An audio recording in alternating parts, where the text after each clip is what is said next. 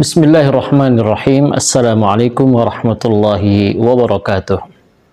Alhamdulillahi wa kafa wassalatu wassalamu ala al-habibil mustafa sayyidina wa maulana Muhammadin wa ala alihi wa ashabihi wa man tabi'ahu lahu ila yaumil qiyamah. Amma ba'du. Sahabat belajar azan channel yang dimuliakan Allah, apa kabar semuanya? Semoga tetap dalam keadaan sehat walafiat, panjang umur, murah rezeki, dan dalam lindungan Allah Subhanahu wa Ta'ala. Amin ya Rabbal 'Alamin. Pada kesempatan ini kembali kita akan melanjutkan penjelasan tentang serial haji dan umroh, dan insyaallah Ta'ala kita akan membahas beberapa kesalahan yang fatal yang sering dilakukan oleh kebanyakan jamaah haji ataupun umroh.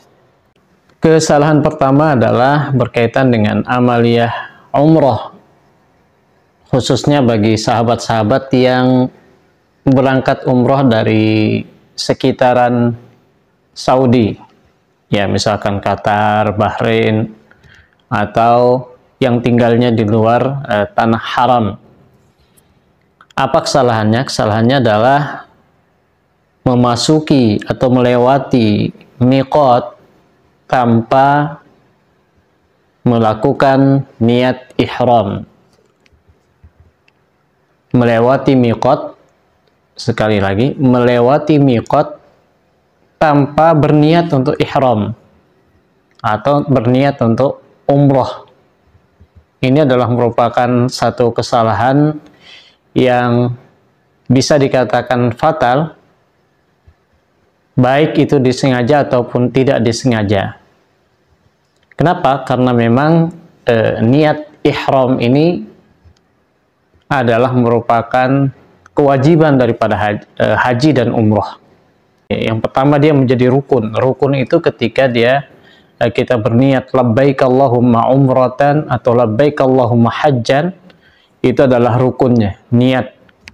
Dan ketika kita mengucapkannya, ya, mengucapkan niat itu ketika kita berada di miqat, itu adalah merupakan wajib daripada haji ataupun umroh. Apa bedanya antara wajib dengan rukun di dalam haji? Kalau rukun itu tidak bisa ditinggalkan, baik disengaja ataupun tidak disengaja, maka tidak akan sah umrohnya. Sementara wajib adalah sesuatu yang apabila dia ditinggalkan, maka dia harus terkena dam. Dia akan membayar menyembelih, ya, binatang sebagai damnya, ya, menyembelih kambing ataupun yang lainnya. Nah, oleh karena itulah sahabat sekalian, bagi sahabat-sahabat khususnya yang ingin berumroh, ya, menggunakan kendaraan pribadi, maka hendaknya sebelum, ya, melewati miqat itu sudah mempersiapkan diri. Kita mempersiapkan diri untuk berihram, untuk niat berihram di sana dengan ucapan apa? Labbaik Allahumma umratan. Nah, kemudian kita di situ mempersiapkan diri untuk menggunakan pakaian ihram, ya, pakaian ihram yang dua, ya, bagi yang laki-laki izar dan rida, kain yang digunakan di atas, kemudian izarnya itu. Nah, di situ kita mempersiapkan diri. Insya Allah pada kesempatan-kesempatan berikutnya kita akan membahas secara detail, ya, satu persatu adab-adab kita untuk melakukan umrah insya Allah Ta'ala. Nah, jadi ini sekali lagi perlu untuk kita perhatikan, jangan sampai kita melewati miqat tanpa berniat ihram untuk labbaik Allahumma umratan, atau tanpa kita menggunakan pakaian ihram. Mungkin alasannya adalah, ya, misalkan karena dia ingin mau santai-santai dulu, dia akan datang ke tanah haram, dia akan menginap di sana di hotel, ya, kemudian nanti setelah kalau sudah oke, baru dia, ya, sudah fresh, baru melaksanakan ibadah umrohnya. Nah, ini kalau menurut para ulama, ya, dia akan terkena dam. karena dia dengan secara sengaja dia melewati miqat sebelum dia meniatkan untuk umroh. Kemudian yang kedua adalah berkaitan dengan kesalahan-kesalahan fatal yang dilakukan di luar amaliyah umroh. Kalau kita melihat ini banyak sekali kesalahan-kesalahan ini, namun kita akan singgung beberapa saja pada kesempatan ini. Yang pertama adalah banyak di antara sahabat-sahabat kita itu yang mendahulukan, mengutamakan hal yang sunnah, kemudian meninggalkan yang wajib. Contoh, misalkan berusaha untuk mencium Hajar Aswad. Mencium Hajar Aswad ini adalah merupakan salah satu sunnah, baik itu ketika kita di luar umroh ataupun di saat kita umroh, di luar tawaf ataupun di saat kita tawaf. Ini adalah pada dasarnya adalah sunnah, tapi ketika kita melakukan yang sunnah itu dengan cara yang kurang tepat, berdesak-desakannya, ya, tanpa memperhatikan keselamatan, ini adalah merupakan kekeliruan.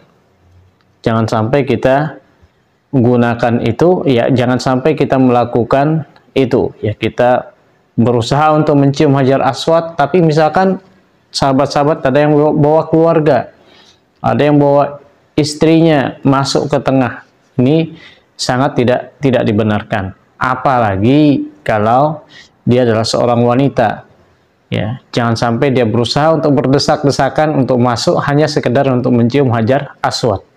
Ini adalah mendahulukan sesuatu yang sunnah tapi meninggalkan yang wajib.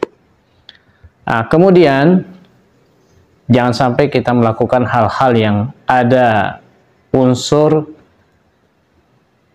dosanya, bisa jadi itu adalah berupa bid'ah ataupun hal-hal yang na'udzubillah, ya, bahkan bisa sampai kepada kesyirikan.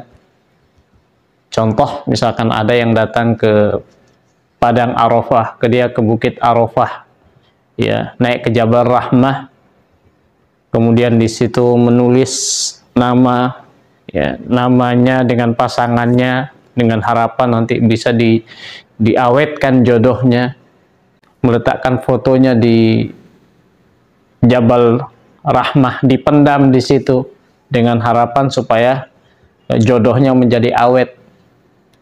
Ini adalah sesuatu yang sangat keliru yang harus kita hindari. Jangan sampai kita melakukan itu. Atau misalkan kita datang ke Arafah, kita ambil tanahnya untuk kita bawa pulang sebagai jimat, ya, maka ini hal yang perlu untuk kita perhatikan. Kita ingat firman Allah Subhanahu wa taala, a'udzubillahi minasyaitonir rajim, wa atimmul hajja wal umrata lillah. Dan sempurnakanlah haji dan umrah itu karena Allah. Kita mengikhlaskan niat kita karena Allah. Secara batin kita sudah ikhlas, secara zahir kita harus mengikuti contoh daripada Rasulullah sallallahu alaihi wasallam. Jangan sampai keikhlasan kita tadi itu dikotori dengan amalan-amalan yang tidak ada anjurannya dari Rasulullah sallallahu alaihi wasallam.